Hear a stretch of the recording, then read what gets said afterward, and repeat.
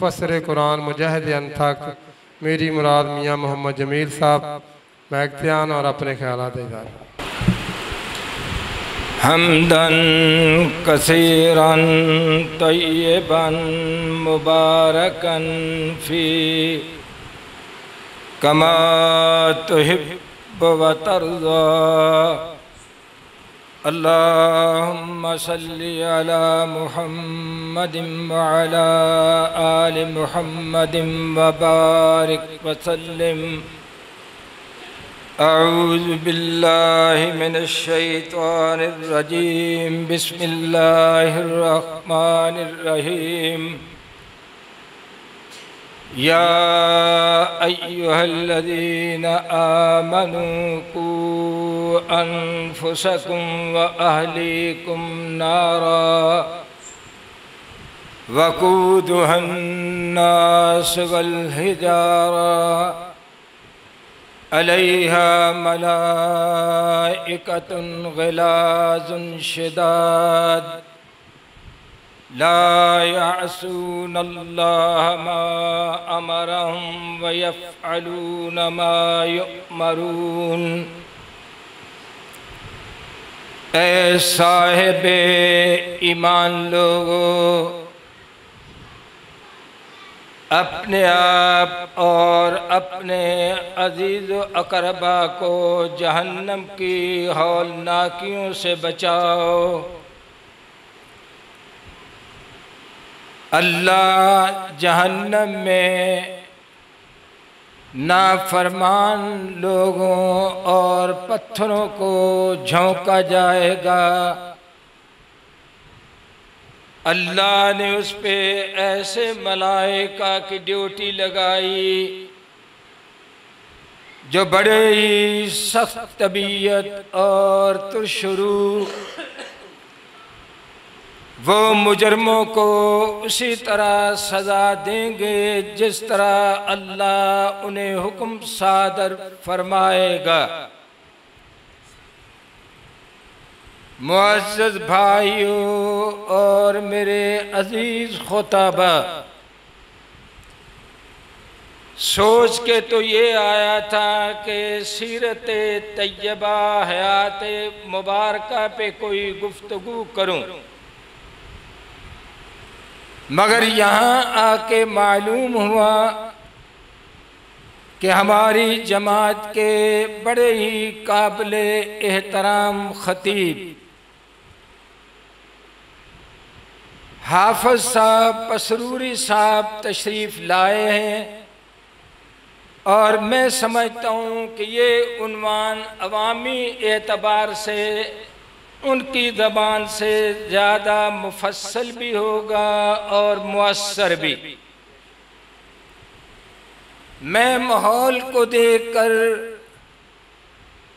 چند گزارشات یہ کرنا چاہوں گا کہ ہماری ذمہ داری کیا ہے، والدین کے کیا فرائض ہیں۔ یہ تو ہم سنتے آ رہے ہیں کہ والدین کا بڑا مقام، ان کا بڑا احترام اور ان کا بڑا خیال رکھنا چاہیے، اس میں تو کوئی شبہ نہیں، مگر دنیا کا اصول اور شریعت کا قانون یہ ہے کہ اللہ کی بارگاہ میں وہی صلہ پائے گا، وہی ثمرہ پائے گا جو محنت کرے گا۔ دنیا میں تو اللہ نے اولاد کو یہ حق نہیں دیا کہ ماں باپ سے کوئی کمزوری ہو، تربیت میں کوئی نقص ہو، تو یہ اولاد کو حق نہیں دیا گیا کہ اولاد اپنے ماں باپ کو طعنہ دے، ان پہ الزام لگائیں یا ان کی نافرمانی کرے۔ اولاد کا فرض تو یہی رہا، یہی رہے گا، مگر والدین کی بھی کوئی ذمہ داریاں ہیں. اگر انہوں نے دنیا میں ذمہ داریاں پوری نہ کی تو قیامت کے دن ایک طرف اس کی اولاد کھڑی ہوگی، دوسری طرف ماں باپ کھڑے ہوں گے.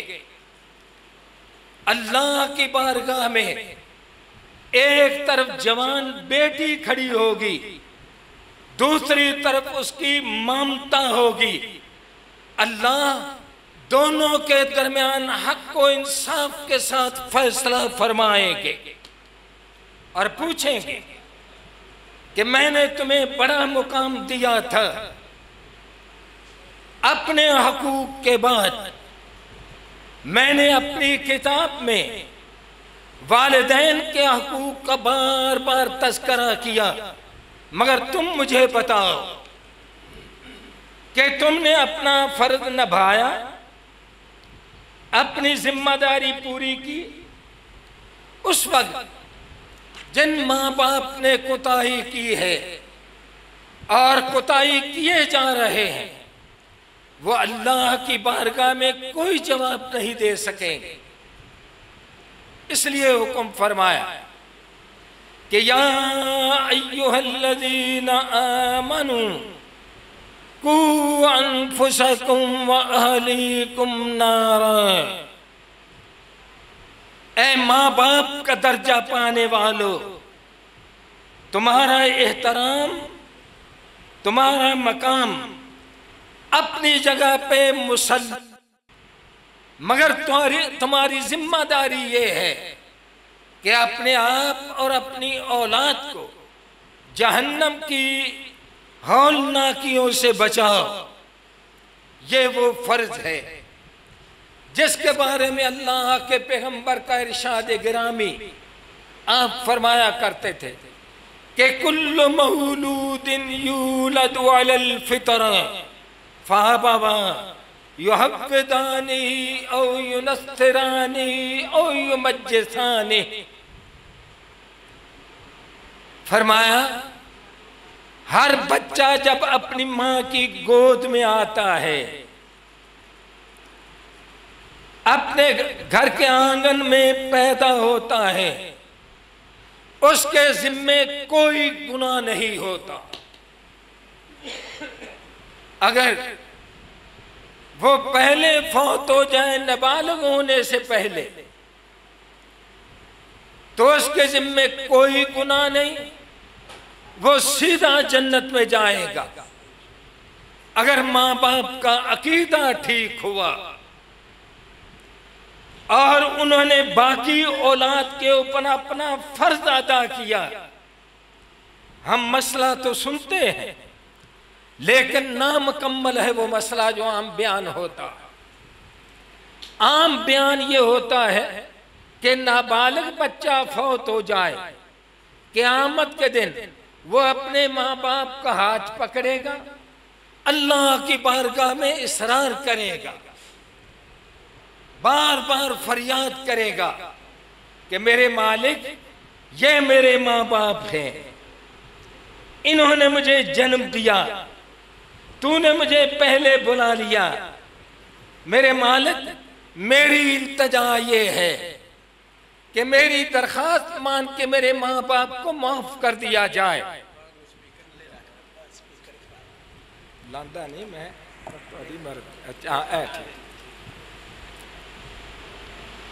اس بچے کی درخواست قبول ہوگی میرے بزرگوں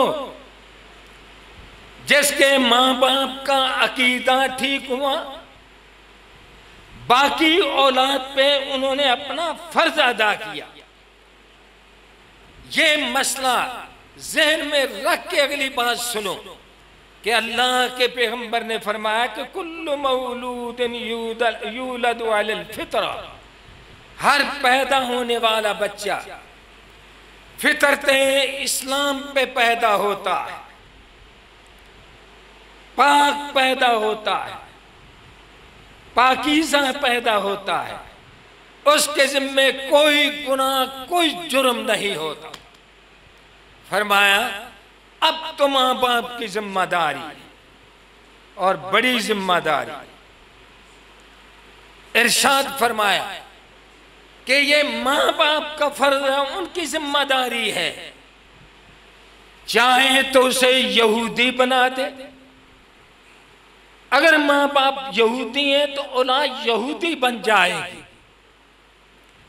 ماں باپ کرسچن ہیں اولاد عیسائی ہو جائے گی، ماں باپ مشرک ہیں، آتش پرست ہیں، بدعتی ہیں، اولاد بھی بدعتی ہو جائے گی۔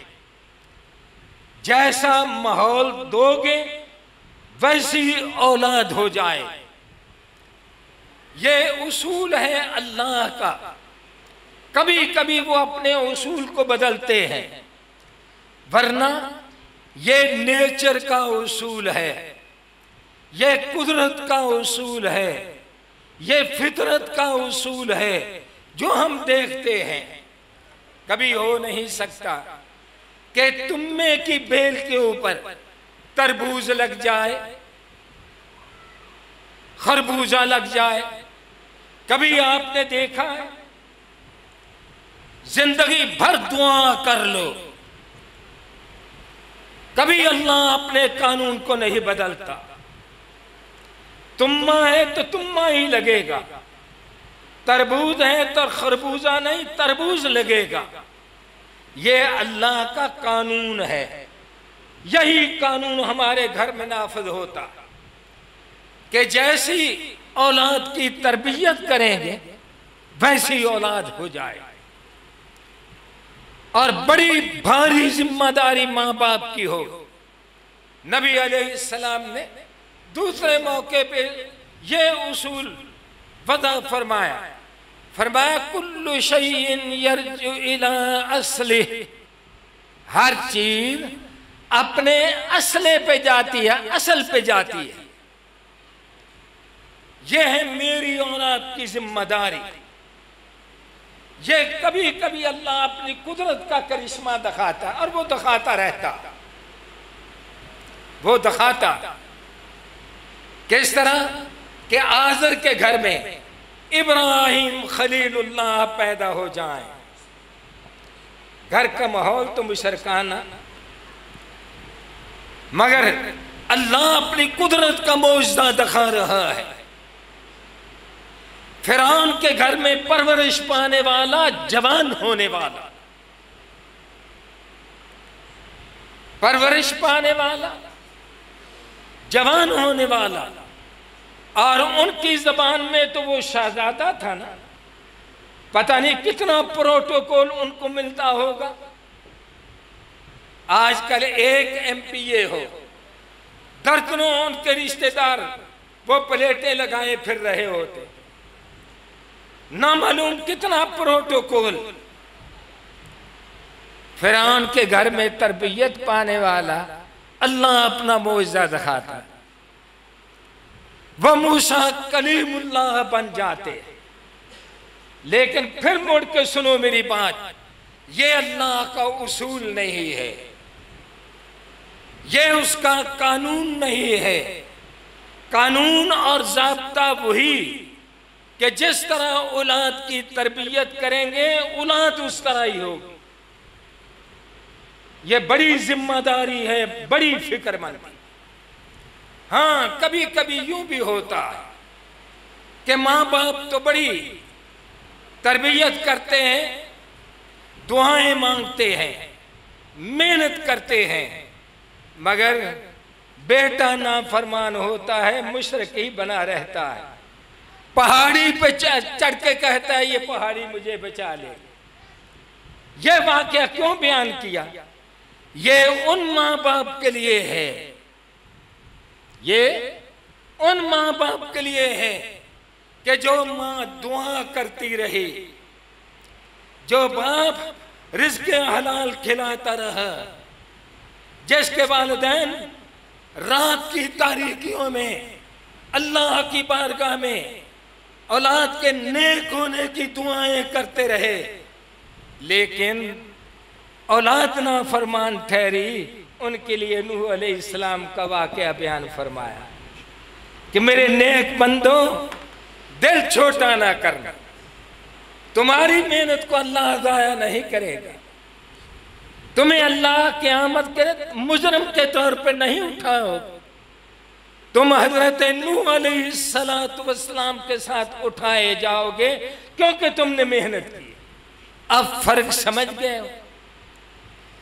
محنت کرنے کے باوجود، بار بار توجہ دلانے کے باوجود اولاد نافرمان ہو گئی ہے، بے نماز بن گئی ہے، پھر ان والدین کو حوصلہ دیا گیا کہ دل چھوٹا نہ کرو، رب کی بارگاہ میں تمہیں پورا پورا اجر دیا جائے۔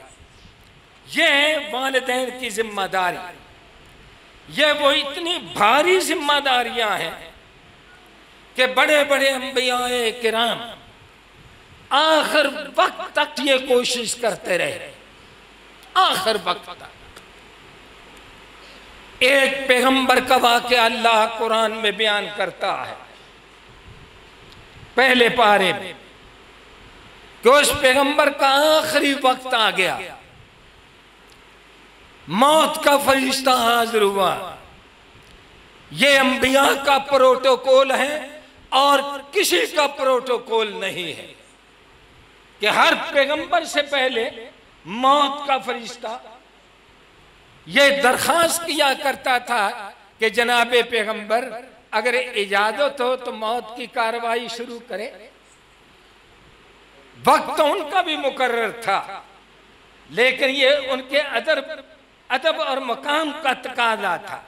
ہر پیغمبر سے موت کا فرشتہ یہ کہتا ہے، موت کا فرشتہ آیا، ابھی کچھ وقت باقی تھا، اپنی اولاد کو بلایا، بلا کر فرمانے لگے بیٹا میرے چل چلاؤ کا وقت ہے، میں اس منزل کی طرف جا رہا ہوں جہاں سے کوئی پلٹ کے واپس نہیں آیا کرتا، نیک ہے تو اسے آنے کی ضرورت نہیں ہے، برا ہے تو اس کو آنے ہی نہیں دیتے۔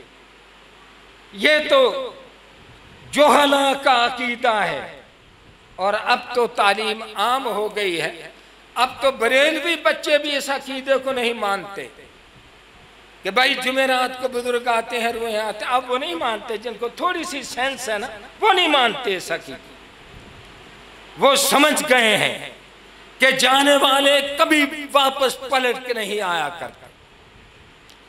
اگر یقین نہیں تو اس جوان بیٹی سے پوچھو جس کے باپ نے اس کی نسبت کی ہوئی ہے، ابھی شادی کا نکاح کا وقت نہیں آیا، باپ کو بلاوا آ گیا، باپ کی لاش نکل رہی ہے، بیٹی چیخیں مار مار کے روتی ہے، لیکن اسے یقین ہے کہ میرا باوا کبھی واپس نہیں آئے، اس لیے وہ جہالت ختم ہو گئی۔ یہ اہل حدیثوں کا کارنامہ، یہ میرے خطیبوں کی خطابت کا ثمرہ اور نتیجہ کہ آج پڑھے لکھے لوگ اس جہالت کو نہیں مانتے، ان کا بھی عقیدہ ہے کہ جانے والا کبھی واپس نہیں آتا۔ وقت کا پیغمبر کہتا ہے کہ میں جا رہا، مجھے بتلاؤ کہ میرے بعد کس کی عبادت کرو۔ یہ ہے میرا اور آپ کا عنوان۔ دعا کی ہوئی تھی، رزق حلال کھلایا ہوا تھا، تربیت فرمائی ہوئی تھی، بیک دبان ہو کے سارے کہتے ہیں کہ بابا اطمینان کے ساتھ جاؤ۔ قرآن کو یہ منظر اتنا مستجاب ہوا، پیارا لگا، ماں باپ کے لیے یہ نقشہ پیش فرما دیا، فرمایا ام کنتم شہداء اذ حضر یعقوب الموت اذ قال لبنیہ ما تعبدون من بعدی قالوا نعبد الہک و الہ آبائک ابراہیم و اسماعیل و اسحاق الہا واحدا ونحن لہ مسلمون۔ یہ ہے ماں باپ کی تربیت کرنے کی، یہ ہے میرا اور آپ کا پہلا فرض کہ اولاد کو عقیدہ توحید سمجھاؤ، پکا کر دو۔ عقیدہ توحید سمجھاتے ہوئے اللہ کے پیغمبر کا انداز کیا تھا جب جوانوں کو مخاطب کرتے، ایک تو ابو درداء کو فرمایا تھا، دوسرا معاذ ابن جبل رضی اللہ تعالیٰ عنہ کو فرمایا تھا، دونوں کے لیے الفاظ ایک کے ہیں۔ فرمایا لا تشرک باللہ ان قتلتا او حرکتا، او جوان کٹ جانا منظور کر لینا لیکن اللہ کے ساتھ شرک نہ کر۔ یہ ہے غیرت توحید، یہ توحید کی غیرت، اپنی اولاد کو سکھلاؤ۔ یہ تو میرے خطیبوں کا اور مسجدوں کی برکت ہے، ورنہ آج تو وہ ماں باپ مجھے نہیں دکھائی دیتے جو اپنی اولاد کو عقیدے پہ اتنا زور دیتے، یہ ہے جب بچوں کو سمجھاتے تھے، چھوٹے بچوں کو، پھر اس پیار کے ساتھ سمجھاتا، اس انداز کے ساتھ سمجھاتا کہ آپ کا چچا زاد بھائی حضرت عبداللہ ابن عباس اس طرح اس کے کندھے کے اوپر ہاتھ رکھا شفقت اور محبت کے ساتھ، اور کیا فرمایا کہ یا غلام، اے میرے بچے، اے برخوردار۔ آگے بیان کرتے گئے، آخر میں فرمایا بیٹا ساری دنیا تیری دشمن ہو جائے، زندہ بھی اور مردہ بھی، نیک بھی اور بدماش بھی، شریکہ بھی اور حکمران بھی، سارے مخالف ہو جائیں، وہ تجھے تکلیف دینا چاہیں، نقصان پہنچانا چاہیں، میرے بچے تیرے مقدر میں اللہ نے نہیں لکھا، تجھے ذرہ برابر نقصان نہیں پہنچا سکتا۔ عقیدہ تو ہوا نا، سمجھانے کا انداز بھی ہوا۔ بیٹا اگر وہ تجھے فائدہ پہنچانا چاہیں تو وہ تجھے فائدہ نہیں پہنچا سکتے، تجھے وہی فائدہ ملے گا جو اللہ نے تیرے مقدر میں لکھ لیا ہے۔ اگر ہم چھوٹے بچوں کی یہ تربیت کریں پیار کے ساتھ تو پھر وہ منظر تو نہ دیکھنا پڑے کہ سب سے پہلے ماں کی نافرمانی کرتے ہیں۔ 10-12 سال کا بچہ سب سے پہلے ماں کی نافرمانی کرتا، ناشتہ تیار نہ ہوئے بستہ چلا کے وہ مارتا، میں اسکول نہیں جاتا، ایسے طرح ایسا بھی اس طرح۔ اگر ماں نے یہ پیار کی لوریاں دی ہو کہ بیٹا تیرے مقدر میں آج ناشتہ نہیں، تو بیٹا ناراض ہونے کی کیا ضرورت ہے؟ یہ ہے وہ تربیت جو عقیدہ توحید کے حوالے سے میرا اور آپ کا فرض۔ اس کے ساتھ اللہ کو وہ توحید قبول نہیں ہے جس مواعظ کے کلیجے میں شرک کے بارے میں نفرت نہ ہو، بے شک وہ شیخ الحدیث۔ دونوں چیزیں لازم ملزوم ہیں۔ ہمارے اندر توحید کی محبت تو ہے مگر شرک کے بارے میں وہ نفرت موجود نہیں ہے، موجود ہے لیکن اگر اتنی تعداد میں ماشاءاللہ اہل توحید، اہل حدیث بھی اور دیوبندی بھی، اتنی تعداد، اگر ہمارے اندر وہ توحید کی غیرت ہوتی، یہ کبھی نہ حاجی صاحب دیکھنے میں آتا کہ گاڑیوں کے پیچھے لفظ اللہ میں ان کی زبان بولتا ہوں تاکہ تمہیں سمجھ لگ جائے، لفظ اللہ میں پائنتن پاک لکھے ہوتے۔ یہ کیوں ہے؟ معاشرے کے اندر ہم نے شرک کے بارے میں غیرت پیدا نہیں کی، غیرت پیدا نہیں۔ یہ غیرت ہے نا کہ کوئی آدمی اللہ کے پیغمبر کی، رب کے قرآن کی تھوڑی سی توہین کرتا ہے، کس طرح ہم باہر نکلتے ہیں؟ غیرت ہے نا، ہونی چاہیے۔ اللہ قبول فرمائے۔ یہ غیرت ہے نا کہ ہم برداشت نہیں کرتے، کرنا بھی نہیں چاہیے۔ اگر توحید سمجھی ہوتی میرے نوجوانوں، شرک کے بارے میں غیرت پیدا ہوتی، یہ کبھی نہیں ہو سکتا تھا۔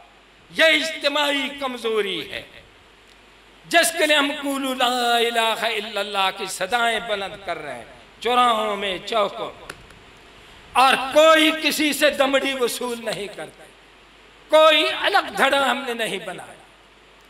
حضرت لقمان کے بارے میں یہی آیا ہے کہ چھوٹے بچے کو کہتے ہیں کہ لا تشرک باللہ ان الشرک لظلم عظیم، میرے بچے اللہ کے ساتھ شرک نہ کرنا، شرک سے بڑا کوئی گناہ نہیں، شرک سے بڑا کوئی گناہ۔ اللہ چاہے گا تو باقی گناہ معاف کر دے گا، شرک اس نے معاف نہیں کرنا جو توبہ کے بغیر مرے گا۔ فرق یہ ہے، جو توبہ کے بغیر مرے گا اللہ نے شرک معاف نہیں کرنا، جو توبہ کے بغیر مر گیا، موقع نہیں ملا، غفلت میں رہا، بے شرمی میں رہا، بے حیائی میں رہا، بدکاری کرتا تھا، اس طرح ہی مر گیا، موقع نہیں ملا، یا بدکاری کرتا ہوا ہی اسی جرم میں مر گیا۔ اللہ چاہے گا، دیکھو شرک کتنا جرم ہے، اللہ چاہے گا تو اس کی بے حیائی کو اللہ معاف کر دے گا۔ بیٹھا ہے ایک جوان جو ڈاکو قبیلے کے ساتھ تعلق رکھنے والا، نام اس کا آپ نے سنا ہوگا، حضرت ابو ذر غفاری رضی اللہ۔ جب اللہ کے پیغمبر نے اس طرح بیان فرمایا کہ شرک کے بغیر اللہ نے سارے گناہ چاہے گا تو معاف کر دے گا، چاہے گا، مگر شرک نہیں معاف کرتا۔ دیہاتی آدمی تھا، دلیر بندہ تھا، کہنے لگا اللہ کے نبی وَإِن زَنَا وَإِن سَرَقَ، وَإِن زَنَا وَإِن سَرَقَ، اللہ کے نبی فرماتے ہیں ابو ذر وَإِن زَنَا وَإِن سَرَقَ۔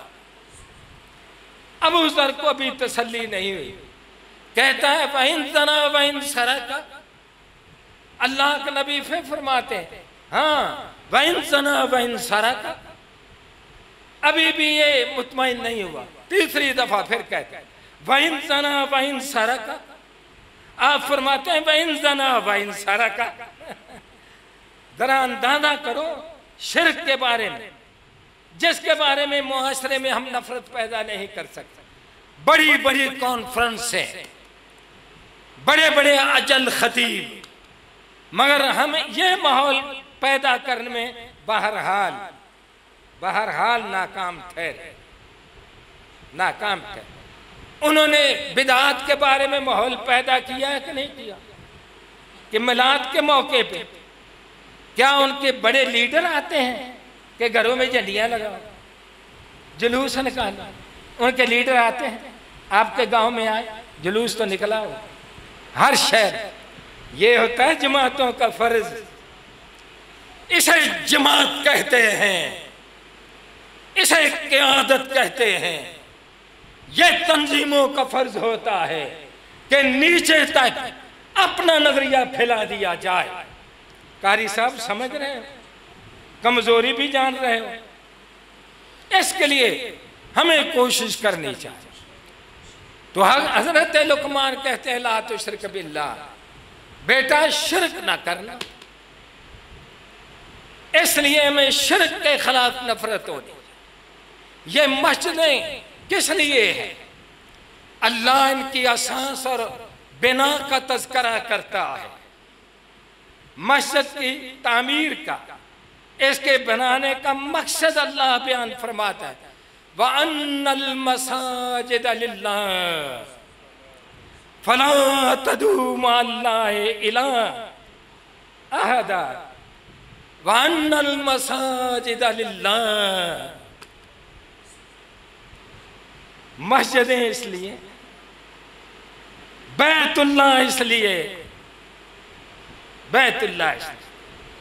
فرمایا لوگوں، مسجد بنانے کا پہلا تقاضا، پہلا مطالبہ، پہلا مقصد یہ ہے کہ صرف اللہ کی عبادت ہونی چاہیے اور اس کی توحید کی دعوت ہونی چاہیے۔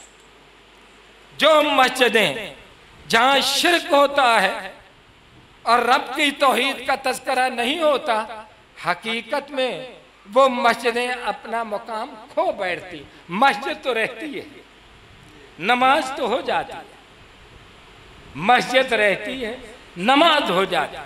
کیوں کہ بیت اللہ میں جب اتنے بت تھے، نماز تو اس وقت بھی ہو جاتی۔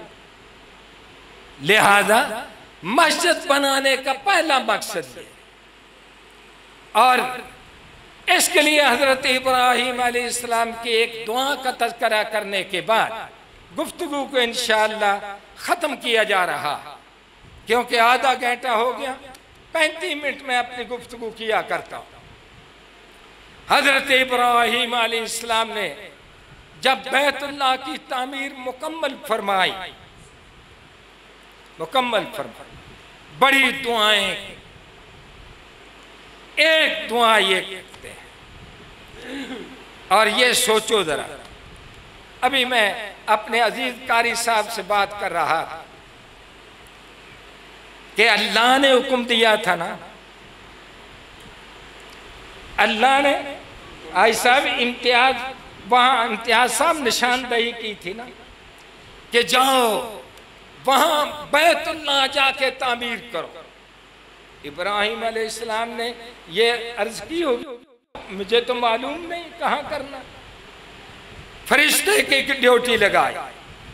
وَإِذْ يَرْفَعُ إِبْرَاهِيمُ الْقَوَاعِدَ مِنَ الْبَيْتِ، کہ جاؤ ابراہیم علیہ السلام کو، بیت اللہ کی دیواریں موجود نہیں ہیں، نیاں بھی نہیں ہیں، بنیادیں بھی نہیں ہیں، ایک اونچی جگہ ہے، 4 چفیرے وہ نیچی جگہ ہے۔ جنہوں نے حج اور عمرہ کیا ہوا ہے کہ مسجد میں سین میں کھڑے ہوں تو بیت اللہ کی پہلی دہلیز جو ہے اسے ہاتھ ڈالیں تو میرے جیسا لمبا بندہ جو اس کے یہاں ہاتھ سے انگلیاں پہنچتی، سین اتنا نیچے ہے۔ بیت اللہ شروع سے وہ ٹپا تھا، ٹیلا تھا، اس کے اوپر تھا بیت اللہ، مگر نشانات ختم ہو گئے۔ فرشتے کو کہا کہ جاؤ ان کو نشاندہی ہو گئی، بیت اللہ کی تعمیر ہو گئی، اللہ کے حکم سے بنایا جا رہا ہے، اللہ کی نگرانی میں تعمیر ہو رہی ہے اللہ کے گھر کی، مگر عاجزی کیا ہے؟ ذرا سوچنا کہ ربنا تقبل منا، کلیجہ کانپ جاتا ہے۔ اللہ نے حکم فرمایا حاجی صاحب، نشاندہی فرمائی، اس کی نگرانی میں بن رہا ہے۔ جب گو کا وقت آیا تو آسمانوں سے پتھر آتا، سب کچھ اللہ کی نگرانی میں، مگر عاجزی کیا ہے کہ ربنا تقبل منا انک انت السمیع العلیم وتب علینا انک انت التواب الرحیم۔ اللہ ہم نے تو کوئی کسر نہیں چھوڑی اسے بنانے، ہمارے رب اسے قبول فرما۔ ہم بھی دعا کرتے ہیں کہ آج جس مسجد کی بنیاد میرے بھائی نے رکھی اور ہم سب نے مل کے رکھی، اے اللہ اسے اپنی بارگاہ میں قبول فرمانا۔ اور پھر دوسری دعا میں اور جو کی کہ مسجد تو بنا دی جاتی ہے، اصل تو آبادی کی نا بات، مسجد سنگ مرمر کی بنا دو، آبادی نہ ہو تو دل دکھتا ہے نا، خرچ کرنے والے کا بھی دل دکھتا ہے۔ اس لیے دعا کی کہ ربنا وبعث فیہم رسولا منہم یتلو علیہم آیاتک ویعلمہم الکتاب والحکمہ ویزکیہم انک انت العزیز الحکیم۔ اے اللہ اس کی آبادی کا بھی سامان فرما دینا۔ سلام علی المرسلین والحمدللہ رب العالمین.